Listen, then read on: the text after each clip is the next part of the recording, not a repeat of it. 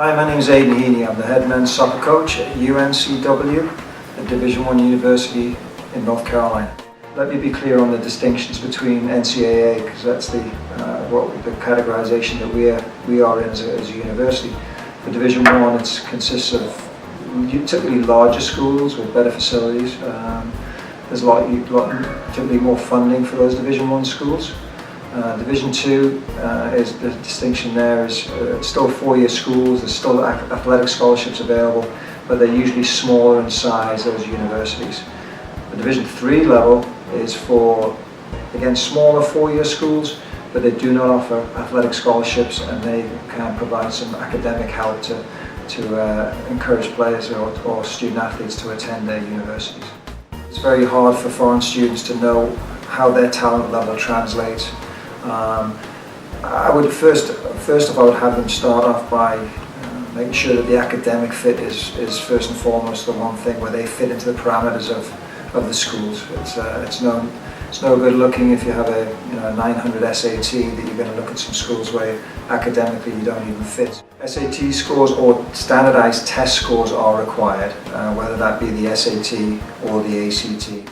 But as far as the levels, being realistic as far as where they play at home, in their home countries and their home teams, if they're playing at a very, very high level, then they need to consider Division I universities, because that may translate. They're just kind of more of a recreation type player, or they play on a decent level in their country, then they should be looking maybe at Division II and Division III. I think it's important that, again, doing some research with the internet. There's a lot of information out there. Making sure that they send a resume and a cover letter that's grammatically correct with good spelling, that they've got the coach's name right, and figure out what the coach is like, figure out what the rosters are like, figure out who's graduating, what are their needs. But it's very helpful if you can provide some film, because it's very difficult for coaches to fly overseas and see everybody that they might want to see, and then also it's very expensive if players want to try and come over to the States. Some of the don'ts, just sending blanket emails to everybody where it's not blank copied. So you send out to 200 coaches and juniors and seniors in high school. The coaches can respond to them via email or via phone.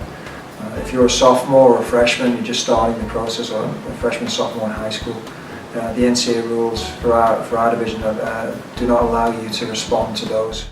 If you reach out earlier, the earlier the better in your junior year, because that's when coaches they've got more money available, or they know what they have that's opening up for that senior year that they're going to graduate. So it just gives you more opportunity of maybe being able to gain a scholarship and be kind of attractive to more universities. So I think the timetable is very, very important. At the Division I level, tryouts are not permitted. At the Division II level, you are allowed to do so. Typically all scholarship players are recruited because you're investing in someone that you've spent a lot of time doing your homework, not only from a playing standpoint, but trying to find out about the character, their academic background, having a relationship. If you're going to invest in someone to come in to your college and university to play, you want to make sure you have the right level of talent. So yes, they're typically recruited. There are possibilities for some kids to make a roster or join a team as a walk-on, but mostly there's a combination of partial and full scholarships. Usually once the process is well underway, there's a lot of dialogue between the coaching staff and the player or the student athlete. And following that, when it takes a step further and admissions gets involved and they're applying to the university, compliance is involved too, to make sure that they've taken the correct core courses that will be required by the institution and the NCAA, so they're going to be eligible to play, and that's very important. In closing, I think this process can be, there's a lot of steps to get through for an international player to make it over to the States. There's a lot of paperwork required. But my strong advice would be to make sure you do a lot of research on the different universities that you're considering going to. There are great opportunities over here in the States. I'm a recipient myself of coming from England to get a degree in the States and then play on professionally afterwards and continue a life.